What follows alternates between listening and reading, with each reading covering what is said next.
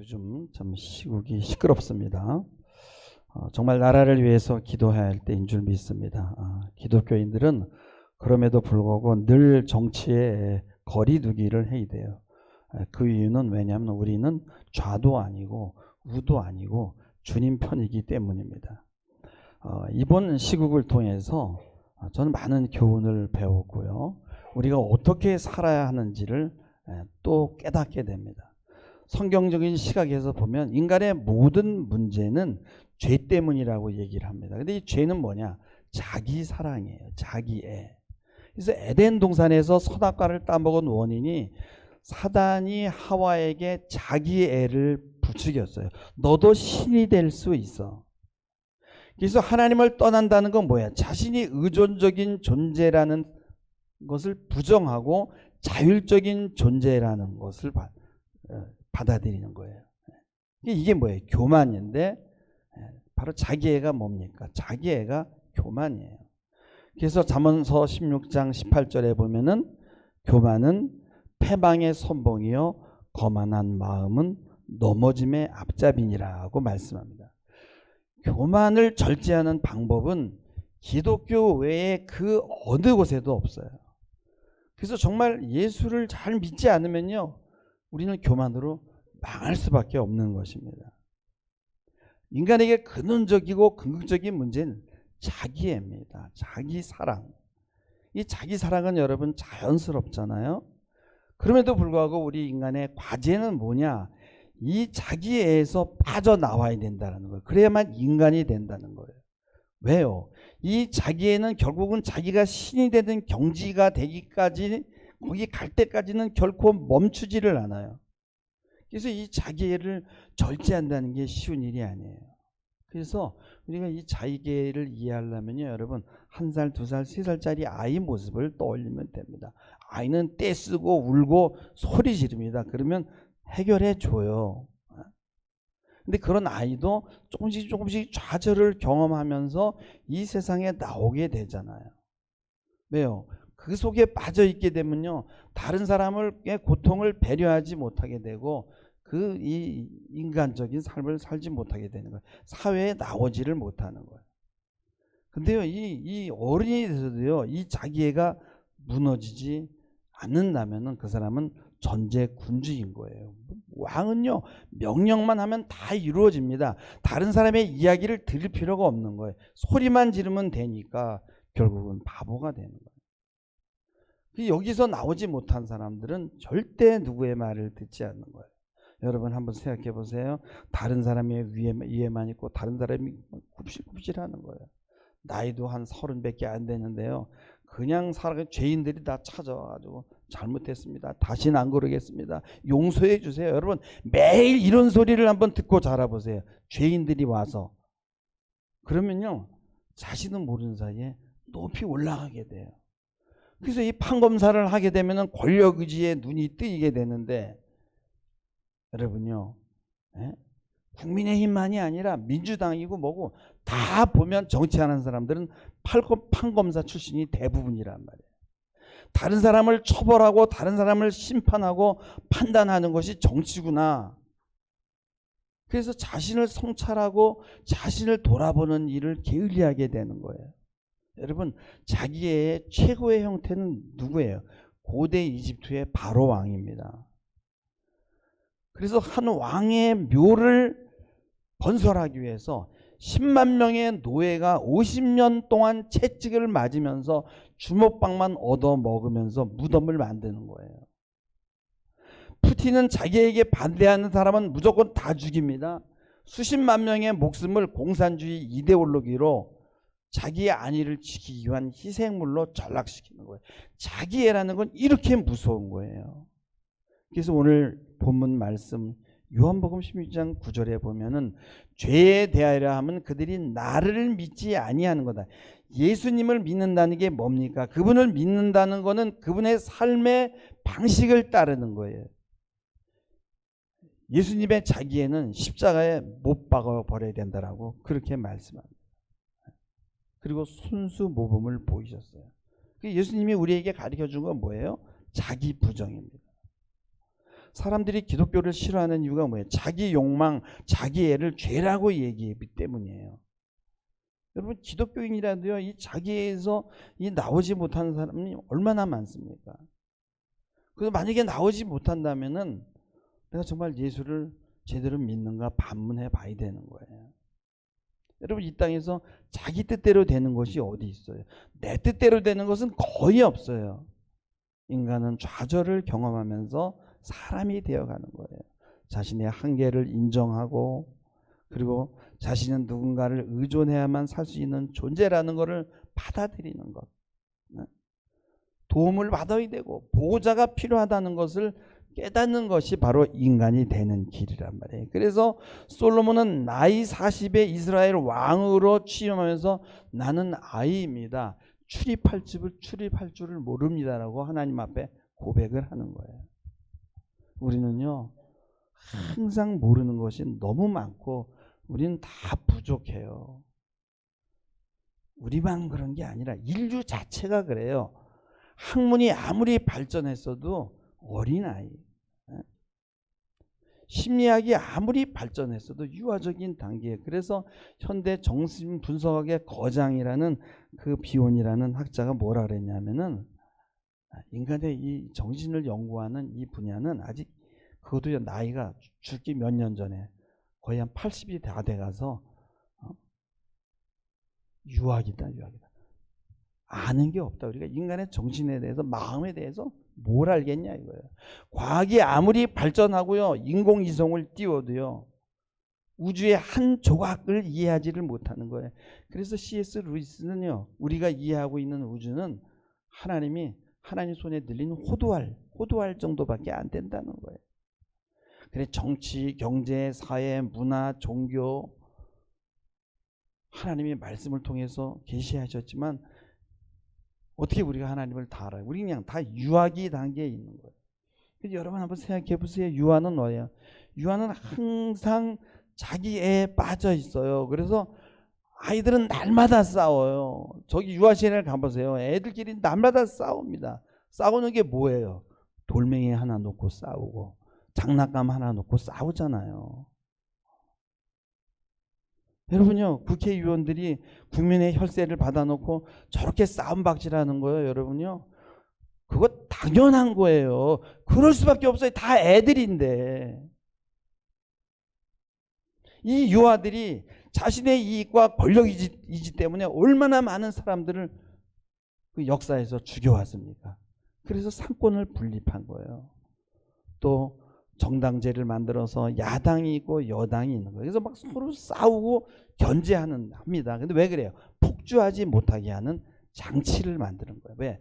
폭주하면은 독재자가 나오는 거고 더 큰 피해를 오니까 그냥 차라리 쌈박질을 내가 해라.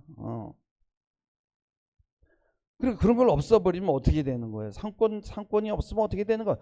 빨갱이에서 죽여버리고 부르주아에서 죽여버리고 다 죽여버리는 거예요. 상권이 있어도 서로 앙심을 품고 독을 품고 막 싸웁니다. 근데 여러분, 독재자가 나온다고 생각해 보세요. 반대파들은 다 죽여버리는 거예요. 여러분요, 자기 마음대로 안 된다고 이상하게 생각할 이유가 없어요. 누가 대통령이 되든 마음대로 할 수 있는 사람은 없는 거예요. 마음대로 안 되는 게 있어야 좌절을 경험하고 인간이 되는 거예요. 정치 문제만이 아니라 우리의 삶도 마찬가지란 말이에요. 우리가 복지기관을 가지고 있거든요. 아이들은 당연히 자기의 전능성을 내려놓지 못해요. 그래서 아이들도 날마다 싸워요. 그 내용을 들어보면 너 왜 싸웠어? 뭐 때문에? 자기가 억울하다는 거예요. 자기 뜻대로 되는 게 없으니까. 그래서 어른들 앞에서도 맨날 뭐 이씨 해다가 뭐 비읍자가 들어가요. 뭐 XX. 근데 그게 욕인지 모르고 그냥 일상 언어야. 왜 그래요? 억울하다는 거예요. 뭐가 그렇게 억울한데? 그러면 뭐가 억울한지도 몰라. 그냥 원통하고 분한 겁니다. 왜요? 자기 뜻대로 되는 게 없으니까. 인간의 불만은요, 자기가 신이 아닌 것이 불만인 거예요. 이들은요, 객관적으로 사태를 바라보지 못하는. 권위는 무조건 인정하지 않아요. 부모도 인정하지 않아요. 자기가 신이니까 선생도 없고 대통령도 안 보이고 부모도 없고 다 적으로 보이는 거예요. 억울한 사람은 자기 외에 다른 사람을 생각할 수 없는 거예요. 아프면 나에게만 집중되는 거예요. 그래서 눈을 외부로 돌릴 수 없는 거예요. 그래서 우리 인간은 다 환자고 다 자기애적인 병을 앓고 있어요. 여러분, 예산이 677.4조예요. 거기에서 4억을 이렇게 깎은 거죠. 야당에서. 국정을 운영할 수 없다는 거예요. 677.4조에서 4조 깎인다고 국정이 운영이 안 되는 거 아니에요. 전국의 검사 숫자가 2292명이에요. 여기서 3명 탄핵한다고 해서 사법이 마비되지 않아요. 다른 검사들 많아요. 근데 비상계엄을 선포한 이유가 예산을 삭감하고 검사를 탄핵했기 때문에 사법이 마비되고 모든 것이 마비되었다는 거예요. 그래서 빈대를 잡으려고 초가상간을 태우는 거예요. 내가 하는 일은 다 옳고 누구도 나를 방해해서는 안 된다는 거예요.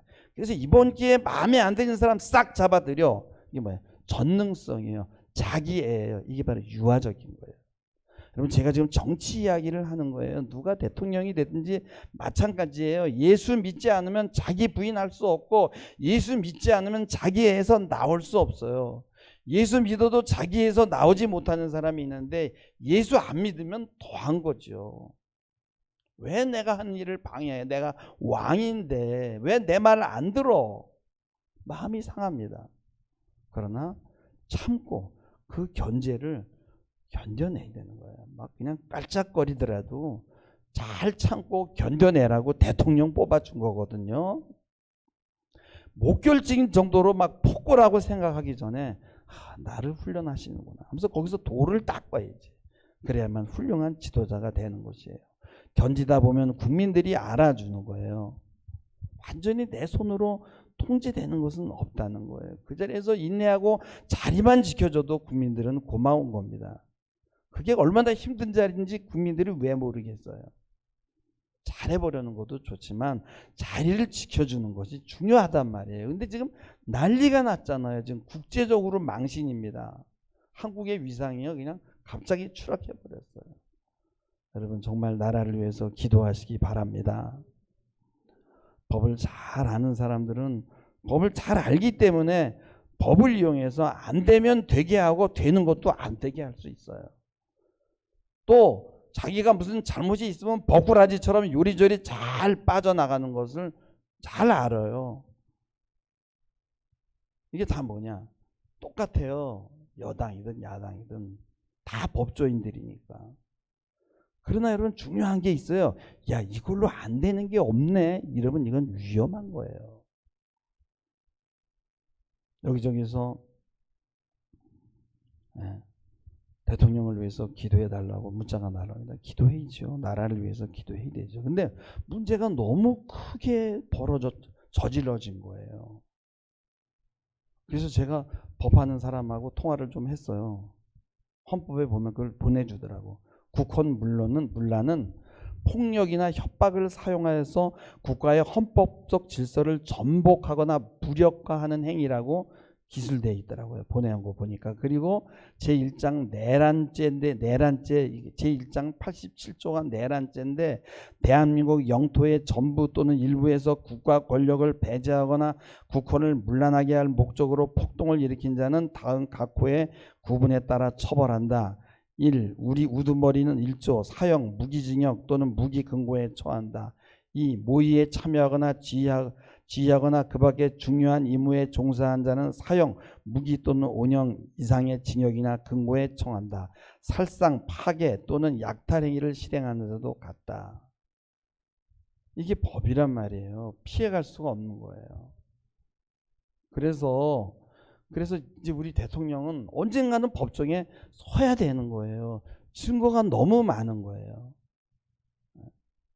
법을 소환하고 대통령으로 세웠는데 법을 어겼다는 거예요. 그러니까 꼼짝 못하게 빠져들어간 거예요. 왜 그래요? 자기애에서 나오지 못했기 때문에. 법을 전공했지만은 원숭이가 나무에서 떨어진 거예요. 법을 이용해서 빠져나갈 수 있다라고 생각했는지 모르지만 아차하는 순간에 넘어가 버린 거예요. 여러분 국민들이나 이 군인들이요 5.18 광주 그 항쟁을 통해서 학습이 된 거예요. 야, 백성에게 총을 겨누고 죽이면 어떤 일이 일어나는지 눈으로 봤단 말이에요. 그래서 역사의 죄인으로 영원히 기록된다는 걸 알았기 때문에 그래서 그들이 막 머뭇머뭇했던 거예요. 그러니까 그 군인들 또 백성들 때문에 이번에 사태가 잘 넘어간 거예요. 계엄군이요 헌법 기간에요 유리창을 깼어요. 여러분 기물을 깬 것도 내란죄입니다. 법에 나와 있더라고요. 계속 문제가 됩니다. 이거는 해결해야 되는 거예요. 해결하지 않고 피할 수가 없는 거예요. 빠져나갈 구멍이 없는 거예요. 그냥 칭칭 묶여버린 거예요. 왜 이런 일이 일어나냐. 내가 의존적인 존재이고 죄인이고 겸손해야 한다는 거예요. 예수라는 주인이 없기 때문에 이런 일이 일어난 거라는 거예요. 나라를 위해서 정말 기도할 때입니다. 이 사태가 잘 수습되도록 기도해 주시기 바랍니다. 그래서 자기 애라는 건 뭐냐? 좌우의 문제가 아니에요. 이재명도 하나님 없이 대통령 되면 결국 그도 다른 함정에 빠져들게 된다는 거예요. 누구나 자기 애에서 못 나오면 죽는 거예요. 우리가 예수 믿는 이유가 여기에 있다는 것입니다. 자기 애에서 빠져나오기 위해서. 자기 애는 자기가 신이 되는 거고 제1계명을 어기는 거예요. 누구나 마찬가지예요. 미국의 라이놀드 니버라는 그 목사가 이런 얘기를 했어요. 가난한 부자에게는 위험하지만 가난한 사람에게는 위험이 아니다. 대중의 인기를 얻지 못한 사람은 두려움은 아니지만 대중의 환호에 익숙하게 된 사람에게는 두려움이다. 권력을 가진 사람과 높은 지위에 있는 사람들은 그 높은 지위 때문에 늘 불안에 시달린다. 전제군주는 단지 그 권력을 상실할 것에 대해서만 아니라 그의 생명을 잃을 수 있는 가능성에 두려움을 갖는다. 사치와 편안함에 익숙한 사람은 가난이 닥칠 때 혹독한 가난에 단련된 사람보다 삶과 존재에 더 큰 위협을 느낀다. 그래서 이 불안 때문에 사람들은 자꾸 더 큰 권력을 가지려고 하거든요. 완전한 통제를 원하는 거예요. 왜 그래요? 불안하니까. 우리의 연약함과 우리의 유아성, 의존성을 숨기려고 하면은 그 불안이 우리를 더 쫓아오는 거예요. 우리로 그래요. 절대자의 자리까지 올라가라고 부추기는 거예요. 대통령이 되면 부족할 것이 없을 것 같습니까? 불안한 거예요. 이 불안한 백성들이 아기들이 막 아우성치면요 부모는 더 불안한 거예요. 근데 이때 부모는 잘 견뎌내야 되거든요. 우리 몸 안에는요 전능성이 숨어 있어요. 이거 누를 방법이 없다. 예수 그리스도가 없는데 어떻게 자기를 부정합니까? 어떻게 욕망을 포기합니까?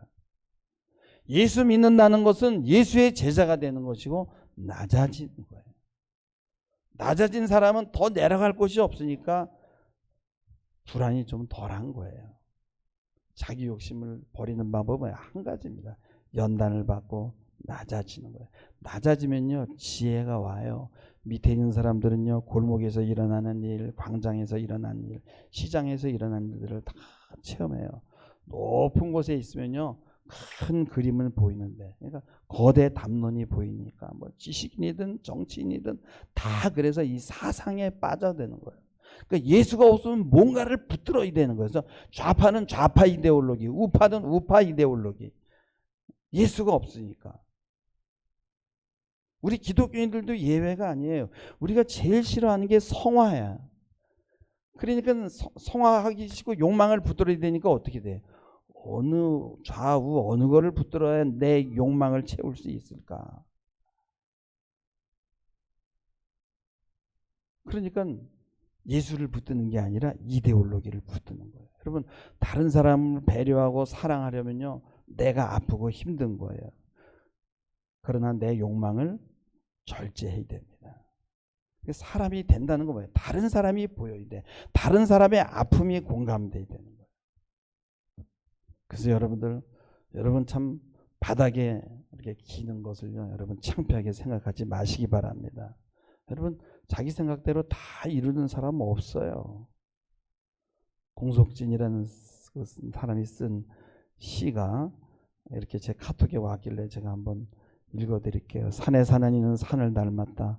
바다에 사는 이는 바다를 닮았다. 산을 닮아 포근하고 바다를 닮아 넉넉하다. 도시에 사는 이는 도시를 닮아 창백하다.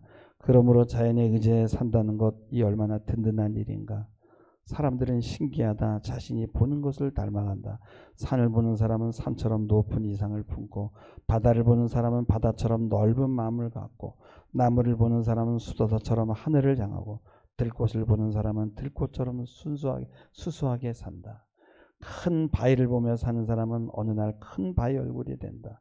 조선일보를 보는 사람은 조선일보적 생각을 하고, 경향신문을 보는 사람은 경향신문적 사유를 한다. 예수를 바라보는 자는 작은 예수가 되고, 하나님을 믿는 자는 신성한 빛이 그 안에 비추인다. 우리는 예수를 바라보는 자입니다. 그리고 십자가의 길을 걷는 자예요. 하나님은요, 좌절을 통해서 여러분을 만들어 가십니다. 국회에서만 아니라 가정에서도, 공동체에서도 우리는 늘 자기 전능성들이 부딪히는 소리를 들어요. 부모는요, 자식이 말을 안 듣는 것을 경험해야 돼요. 자식이 내 마음대로 되지 않습니다. 자식을 통해서 좌절을 배우고 만들어집니다. 자식은 또 어떻게 해요? 사회 나가서 깨집니다. 그러면서 실패하면서 자기에서 또 빠져나오는 거예요. 가장 힘든 일은 뭐예요? 사람들과의 관계. 모두가 다 자기가 제일 잘났다고 하니까, 유하니까. 그래도 우리는 사랑을 포기할 수 없어요. 도망갈 수도 없어요. 그래서 C.S. 루이스가 4가지 사랑에서 이런 이야기를 합니다. 안전한 투자란 없습니다. 사랑한다는 것은 상처받을 수 있는 위험에 자신을 노출시키는 행위입니다. 무엇이든 사랑해 보십시오. 여러분의 마음은 분명 아프게 느낄 것이며 어쩌면 부서져 버릴 수 있습니다. 마음을 아무 손상 없이 고스란히 간직하고 싶다면 누구에게도, 심지어 동물에게도 마음을 주어서는 안 됩니다. 그것을 취미와 작은 사치로 조심스럽게 감싸 두십시오. 모든 얽히는 관계를 피하십시오. 당신의 이기심이라는 작은 상자 안에 넣어 안전하게 잠가 두십시오. 그러나 그 작은 상자 안에서도 그것은 변하고 말 것입니다. 부스러지지 않을 것입니다. 깨트릴 수 없고 들어갈 수 없을 것입니다. 그러나 구원받을 수 없는 상태가 되고 말 것입니다. 그랬어요. 여러분, 인간은 참고 견디면서 만들어지는 거예요. 그래서 사랑은, 사도 바울은 오래 참고 견디는 것이라고 한 거예요. 참고 견디면서 자기에서 여러분 빠져나오시기를 축원합니다. 우리는 영적인 것을 우리의 삶에서 너무 분리시키는 것 같아요. 영적인 삶이라는 건 예배 시간에만 있는 게 아니라, 기도 시간에만 있는 게 아니라 삶에서 끊임없이 자기를 부정하는 연습을 하시기 바랍니다. 사는 게 고난이고 사는 게 공부하는 거야. 어려움에 도망가지 않고 직면하면요, 막 몸이 부서지지요. 그리고 주름살은 늘어갑니다. 그리고 여러분, 쓸데없는 환상을 갖지 마세요. 오직 주 안에서만 소망을 가지시기 바랍니다. 이것이 바로 영적인 생활이에요. 주일날 한 주간 동안 자기를 부정하면서 잘 살아왔는지 확인하는 것이 오늘의 예배 시간이에요. 여러분, 삶의 매 순간순간마다 주님과 동행하면서 겸손을 연습하는 여러분이 되기를 주님의 이름으로 부탁합니다. 기도하시겠습니다. 주님, 나를 부정하고 자기에서 나오는 것이 얼마나 힘든 일인지, 우리가 정말 주님의 참 제자가 될 수 있는 일이 얼마나 어려운지 돌아보게 됩니다. 우리는 아직도 내가 너무 중요하고 나만 보이고 다른 사람의 이야기를 들으려 하지 않습니다. 자기에는 죄의 뿌리입니다. 나를 부정하며 십자가를 따를 수 있는 참 제자가 되어 작은 예수의 길을 달려가는 우리 모두가 되게 하옵소서. 예수님의 이름으로 기도하옵나이다. 아멘.